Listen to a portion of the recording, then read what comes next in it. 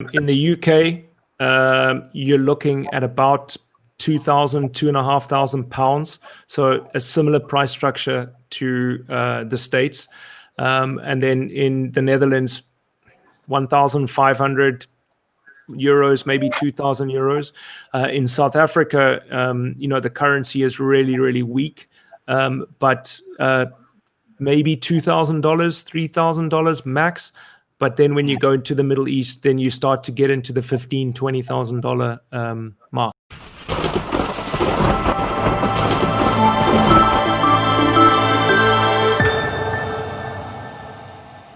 And I'm super excited to have Brett on board because he is an amazing official Nikon Ambassador photographer. He shoots destination weddings. He lives in Amsterdam. He's taught at WPPI and all the creative live. And this guy is a badass.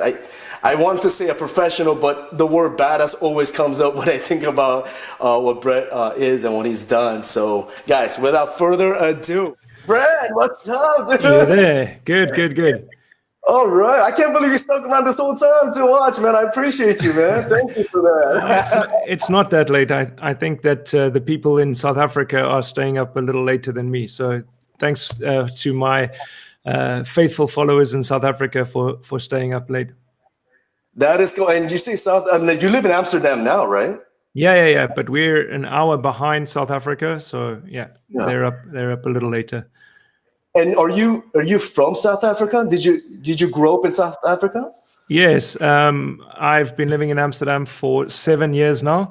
Very similar to Neil. I actually know Neil. He's a really good friend of mine, and he's quite a humble guy. I think that he has so much to teach us. And if you do go to his page, Neil van Niekerk /tangents, you will learn a lot. He's been teaching for a very long time, and he's old school technical, so he does it right. Yeah, that's what I love about Neil and Brett, like for yourself as well, including our other speakers, that you guys have transitioned into sharing your knowledge. Instead of just shooting, now you guys are sharing. And I wanted to, in that subject, when did you start teaching? I started teaching in 2008. That was when obviously the world was opened up a lot more with the advent of the internet, and I bought a set of DVDs at the time. I think it was like $800 for a set of DVDs from a specific photographer, and I watched these DVDs on wedding photography, and I thought that the instructor gave us enough information to make us feel that there was value in what we had bought, but he didn't share everything. And I just decided there and then that if this guy can make instructional content and educational content without, giving of himself wholeheartedly, then I could. So I shot a wedding where I was mic'd up. And I took you through the whole wedding from beginning to end at a real wedding. And basically, when the bride is walking down the aisle, I'm telling you what I'm thinking, the types of shots that I'm going to be taking, the settings that I'm using, the reasons I'm using those settings. And basically, you shadow me through an entire wedding. So I did that in 2008 and took the finished product to Nikon. And there and then they signed me up as an ambassador. So yeah, it's been 12 years as a Nikon ambassador, and it's been unbelievable for me because through the Nikon brand, I've traveled the world. I've been to the most incredible places that I would never have been to. I've met the most amazing people. I've taught in Saudi Arabia, Pakistan, Oman, Dubai, Nigeria. It's and then obviously in the States, Photo Plus and WPPI and all of that. But that all came through my affiliation with Nikon. And if I had to give any advice to people out there who wanted to become brand ambassadors or to become marketable in terms of their own instruction or being an educator, then it's about being proactive. You need to create content first and then take it to the people that you want to be affiliated with, because no one's going to come knocking at your door. And if you have an idea that you want to pursue, nobody's going to give you money to do that. You need to go and be in a position where, in actual fact, you make their job as easy for them as possible. So create marketing content that they can use. And fortunately for me, there is a distributor in South Africa, Singer Photographic, and I built up a relationship with the owner through education. And through that, I became an Ellen Crom ambassador, a Low Pro ambassador, Peak Design. There's a whole lot. Manfrotto. I do a lot of work for a lot of different brands, and it's really because I was proactive and I made myself marketable. There are a lot of people who want to be ambassadors, and they just message brands and say, "I'd like to create content for you," and it's like, well, what are you bringing to the table? If everyone is saying, I want free stuff and I want to create content for you, what's your differential? And my differential has always been that I'm proactive and I create content for people without them even asking. Oh my God! And where can we get your content? You have instructional videos. And where can we buy those or watch those? Well, I do have a training platform. We don't want this to be too much of a sales pitch, but I have a training. I have a training platform called thefocallounge.com. So all my instructional videos and my books and all of that are on there. So I do have a special at the moment, as everyone does during these COVID times, that if you use the coupon code STAYATHOME50, you get a 50% discount. But let's move on from the sales pitch. We'll talk about that a little later. Okay, yeah, so I've been curious in your world. Being a student for so long, I've never even knew that you could be an ambassador or do what you do. And I always wonder, all those instructors coming out to the WPPI, how are they getting in that position? So was it because of the fact that you were a Nikon ambassador, then you just easily branched out to those other affiliates? No, not necessarily. And as you would have heard from Neil, you need to hustle. Neil has spoken at WPPI for many years as well. But essentially, I hustled my way in. What I did was I went there as an attendee. I think this was probably in maybe 2009, 2010. And I went to a small little masterclass, and I sat there, and the instructor had a session. It was a 2-day session, and at one stage he said, does anyone else want to share some tips or tricks? So I said, yeah, sure. And I already had a USB key with me with a small presentation on being prepared, as Neil said, being prepared for any opportunities that would come along. I got up, I stood in front of the podium, and it said WPPI in front of the podium, and I had asked somebody to take a photograph of me, and I put it up on Facebook and said, having a great time presenting at WPPI. And on Facebook it went mental. I can't believe you're presenting at WPPI. That's fantastic. Congratulations. The instructor went and told Arlene, who's the head of WPPI in terms of the content. Brett made a really good presentation. So that the following year, I came back as a legitimate instructor, and the following year after that. And then Arlene moved to Creative Life, and that's how I got my Creative Life gig. So basically, I hustled my way in. And do you have enough time? So how do you allocate your time from instructing? Because I know that you teach classes and you also coach people and things like that. Are you now shooting less weddings and less photos because you need to focus on instructing? Everyone's shooting less, mate. Yeah. So yeah, I mean, everyone, there's no work around, as Neil said. There's scraps, and it feels like you're scratching around like a chicken in the dirt looking for worms. There's no legitimate work out there like it was in 2019. So yeah, being blatantly honest, yeah, the majority, all of my money in the past, Neil said that his business flatlined for 4 months. We in Amsterdam in a very fortunate position where the government looked after freelancers and gave us it was 1,500 or 1,600 euros a month over a period of 6 months to help out.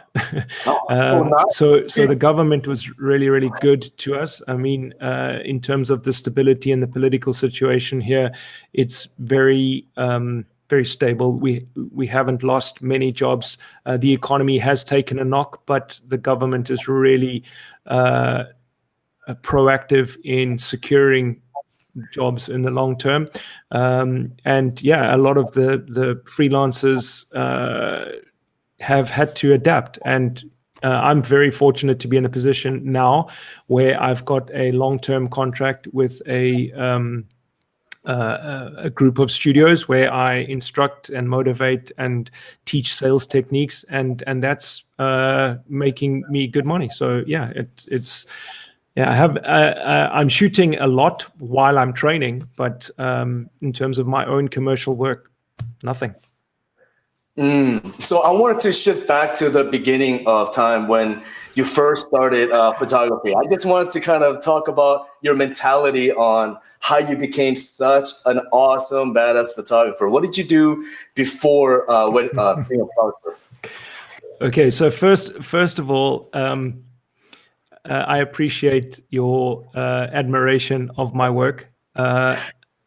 However, I have I have come up with a formula that works for me.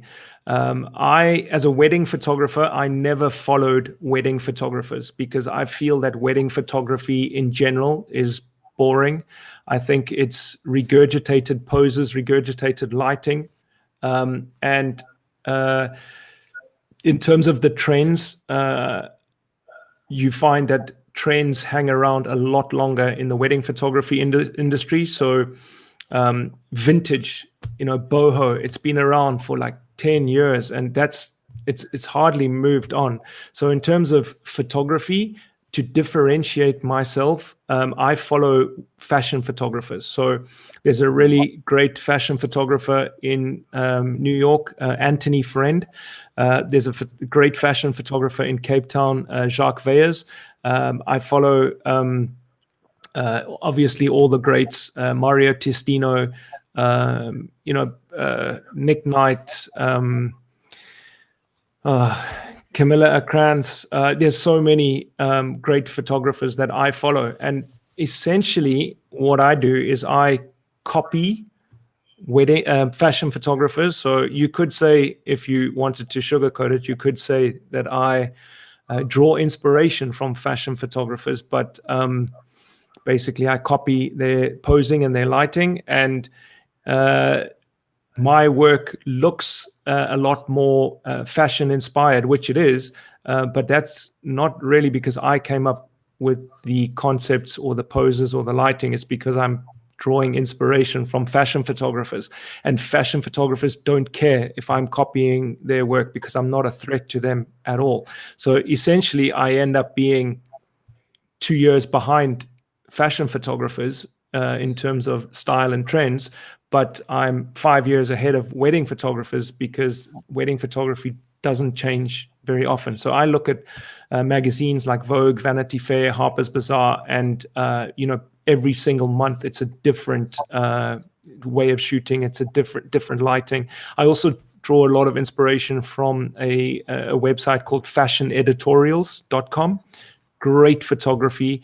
Obviously, I don't like all of it, but I've also worked out how to gauge what type of imagery works for my target market demographic. And I think that would probably bring me to a point where I have understood a long time ago that I am not my target market demographic. I can't afford me. I feel that if people can afford themselves, then they're too cheap. And I've just, I decided to target a market that has more disposable income than me. And if you think about people that have more disposable income than yourself, they live a different lifestyle. They see different images. They experience life differently to the way that you do. So I might be dropping a little bit of a bombshell here, but I approach photography very much from a business perspective. So you don't have to like your own work. As long as your customers do and your clients do, then that's what it's all about. If you want to shoot stuff for your own personal satisfaction and to express yourself creatively, then shoot for dough, and then when you've got spare time, shoot for yourself. Oh, I love that. It's because sometimes it's just about the business of it, right? Sometimes you just have to make the money, because what if your personal style, right, isn't part of the market, So correct.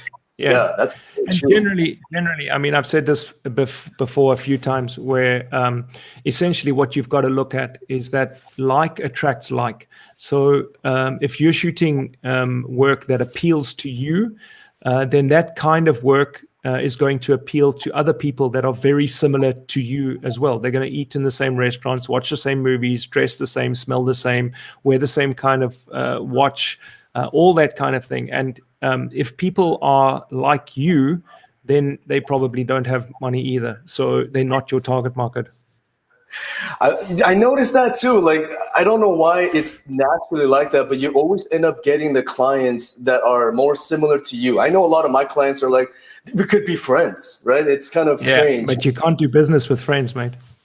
That's true, you can, because all of my friends want discounts. And that's what happens. That's what happens. Where if you do target a market that is similar to you, you are going to run into that issue where people are continually asking for discounts. And because you've created, you've made a connection with them, then it makes it harder for you to say no to that discount.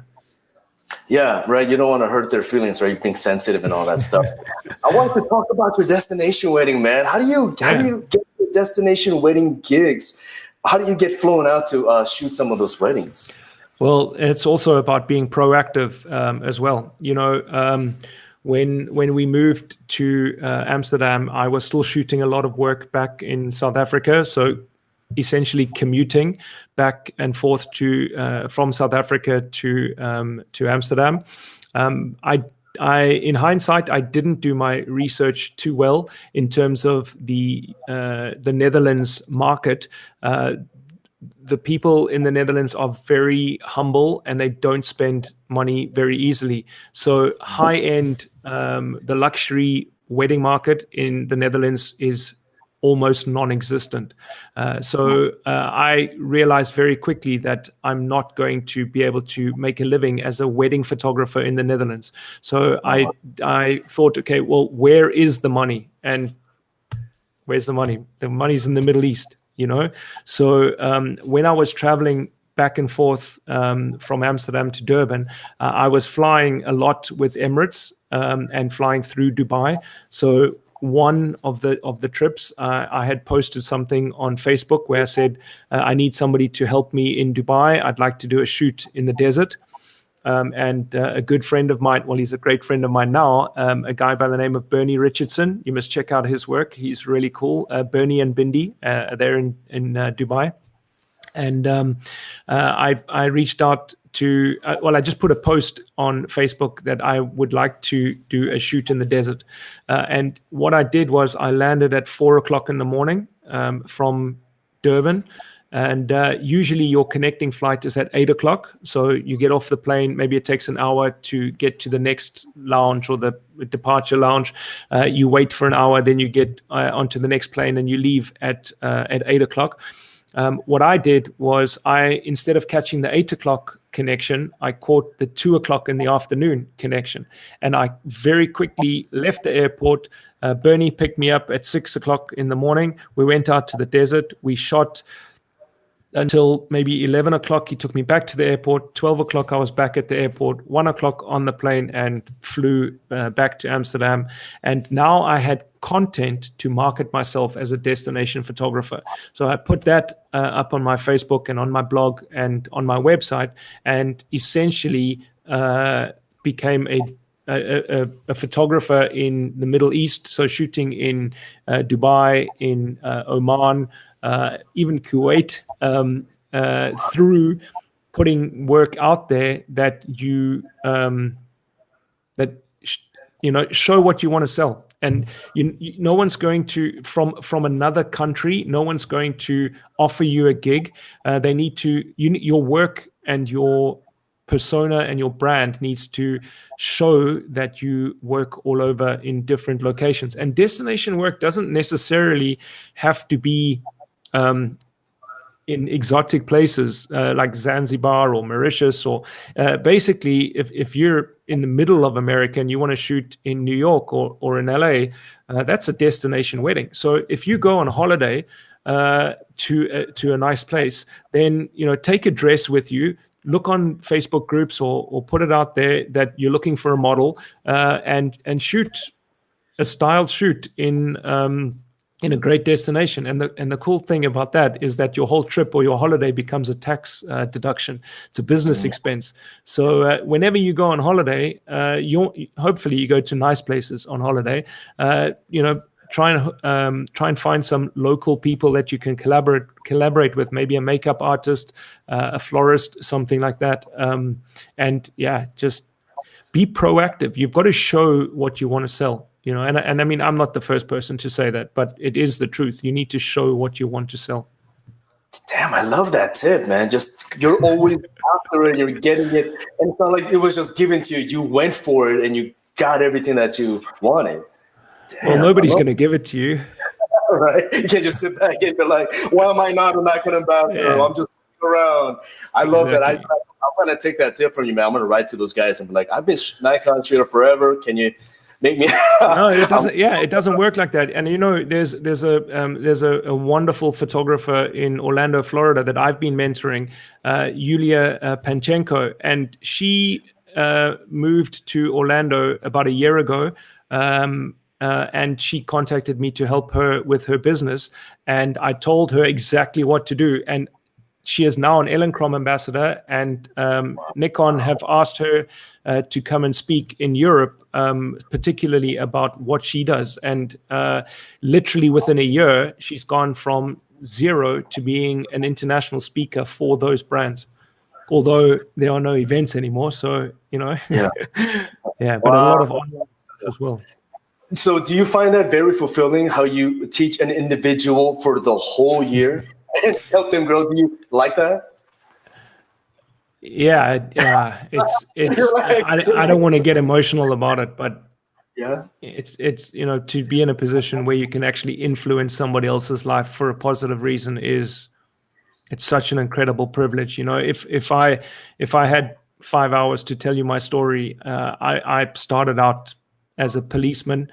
I was photographing dead people, and I didn't even get that job because I wanted it. I was basically told that you're the photographer, and I did a lot of things that I'm not very proud of. I've been arrested a few times. I was an alcoholic, smoking marijuana every single day for a long time. And in January, I'm 25 years sober. And to be in a position where I can influence somebody's life it's very special, very special. That sounds very fulfilling. I love that. I love that. What it's about, changing other people's life, especially now that I'm feeling it too. Like as I'm getting older, instead of just shooting, it just feels so good helping other people come up, and that it's so fulfilling, like to your soul. For sure. Yes, it is. But I'm not going to. I'm not going to be all I still get paid to do that. So it's not only it's very, very rewarding, but I get paid to do that. If I could, it would be amazing to be able to just help people nonstop. But I don't want to be all self-righteous about it and say, I only do it for the reward, because we all need to make a living somehow. But it is a really cool job to have. Yeah, and I wanted to just kind of explain that too. Like, I've always thought about that. It's not the money. You don't want to give free advice, because anybody who receives the free advice, in my experience, they don't really care. They haven't really invested their time and effort into it, so they're just like, oh, it just goes up in the air, and I feel like I wasted my time. But when somebody actually pays you for it and they are determined, then there's a bigger reward for it. They want to learn because exactly. And I think that with the information revolution, information has become so readily available that people don't struggle for that information. When I started out as a photographer, I wouldn't dare go and see there's another shoot going on down the beach, and I would go and have a look and ask the photographer, what are you doing? What settings are you using? Why are you using a reflector? I mean, you were just so intimidated by perceived success, or even successful photographers, that nobody shared knowledge, and it was really, really difficult to come by that knowledge. But when you did, you listened to every word that they said, and you implemented everything that they said. And I see here, it's very cool that Kim has just written some nice things about me, and I've been teaching Kim for a while now, she knows that on a public platform like this, I can share knowledge with you, and I can share technical tips, but I can't tell you really how to extract as much money as possible from a wedding client, because if that goes online and my clients see how I play the game to extract as much money from them as possible, I'm never going to get any more clients ever again, because it is a game, and the negotiation is a technique, and you use things like neuro-linguistic programming and body language mirroring, and there's certain things that you do that are the hustle, and I can't put that out there, so it's I think that when information is free, then people don't value it as much as if they struggle for it. Yeah, I totally agree on that one. I mean, you're right. I mean, you can, but on top of that, do you still have like free tutorials that you do put on YouTube or anything like that? Yes, absolutely. If you go to brettflorens.com/gift, you can get a free download there. Oh yeah, okay. Let me, okay, I'm gonna get the information from you afterwards. I could send that to that free gift for everybody for sure. Yeah. So I was so curious about the pricing, because you said the Netherlands, they don't pay that much for, like, for instance, wedding photos. But then you went to like Saudi Arabia, where they got millions of dollars and a lot of princes, and then we've also seen the American side culture of the pricing and wedding industry. What is the price like? If America is $3,000 average for a wedding photographer, how much can you make average in Amsterdam, and South Africa, and also like the Middle East destination area? Is there a big difference?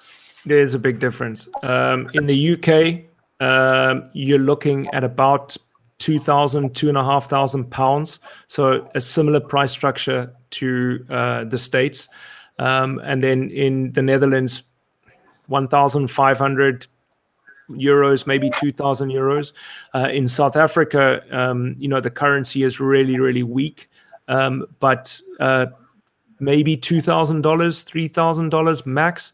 But then when you go into the Middle East, then you start to get into the $15,000, $20,000 mark. So it is, yes, but it's you catch a bigger fish, but it might take you longer to catch, and you catch less of them. So the wedding that I did, the last wedding that I did in Dubai, the client took 16 albums.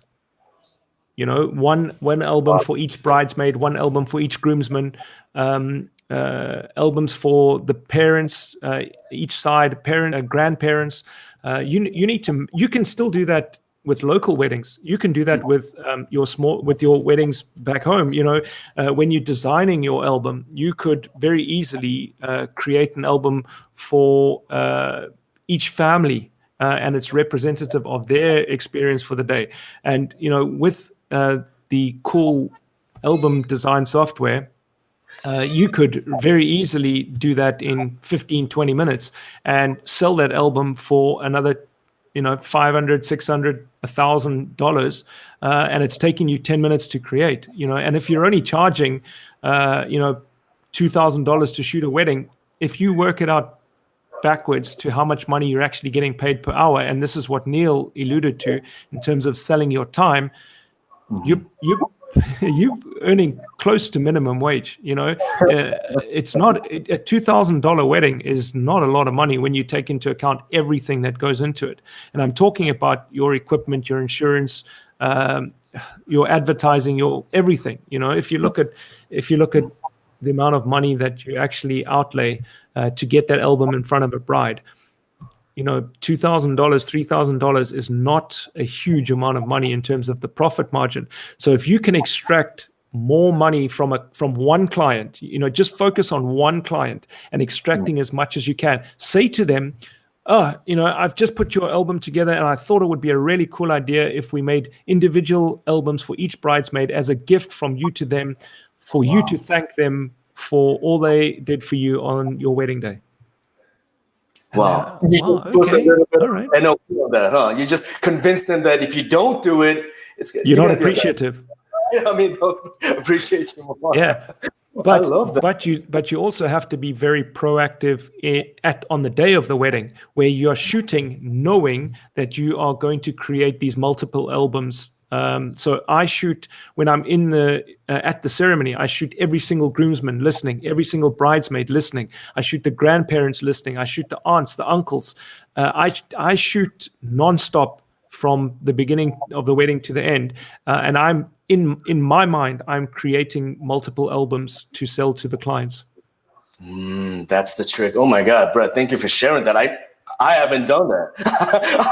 I just kind of throw it out there and let them know what I have. But the fact that you're in your mind. Okay, so I have a question for you. Yeah. Why haven't you thought about that? And I'd like to just give you a tip as to what the answer is. Why haven't you thought of that? And your answer is because you wouldn't want that for your wedding because you wouldn't be able to afford it. So I like the cheap mentality that I already have. It's already like putting out to the clients. Right? Yeah. I love that mentality. You got to shift that mentality. Quit thinking about you and your own people. Yeah. Think about the possibilities that what they are, which is totally different from what. Absolutely. And that also comes into your pricing. How did you set, and maybe I could ask you directly, how did you set your pricing? Did you I did it a very generic way. I just got an average of what everybody is charging, which kind of isn't really the best. And it's the worst. How would you do it? It's the worst. How would you set it? How would you set the price? Well, you've got to work backwards. You need to work out in terms of the lifestyle. If you're only shooting weddings, and as Neil alluded to as well, if you're only shooting weddings, then you've got to work out how many weddings you're going to shoot for the year in terms of a realistic number. So let's just call it 3 a month, because you want to have one weekend off during the week, during the month anyway. But you need to work out backwards how much money you need to have the kind of lifestyle that you want, bearing in mind that you want an increasing lifestyle. I mean, next year you want to be earning more money than you were earning this year, because if you were in a corporate position, you'd be getting an increase, right? So you want to have an improving lifestyle. So basically work it backwards and say, okay, so I want to earn, let's just say, for example, $80,000 a year profit. That's what you need to have the kind of lifestyle that you are looking for, right? So what is that? That works out to, let's just say, $7,000 and a bit per month. Okay, let's go even easier in terms of the maths, and let's say it's $6,000 a month pure profit, after tax money and all of that kind of thing. So now you need to work backwards and say, okay, from each wedding, I need $2,000 profit. What are my fixed costs? What are my variable costs? And then you work your way backwards to say that I need to be charging $4,500 to shoot a wedding. And if I can't shoot a wedding at $4,500, first of all, don't drop your price, lift your game. But if I can't command those kinds of prices, then I need to go and do something else and sell my time somewhere else. I love that quote, man. Don't drop your prices, lift your game. That needs to be a T-shirt that you sell to your clients. Yeah, but a lot of photographers do that. It's a lot easier to drop your prices than to lift your game. Yeah, I love that mentality. So, Brett, I would love to talk to you a lot more later on, if that's okay. I would love to make just a video of you because I got so much more questions, but I actually have an obligation that I do have to go to, and you are the last speaker. So Brett, thank you so much for joining us. Thank you for putting this together. It's been a pleasure.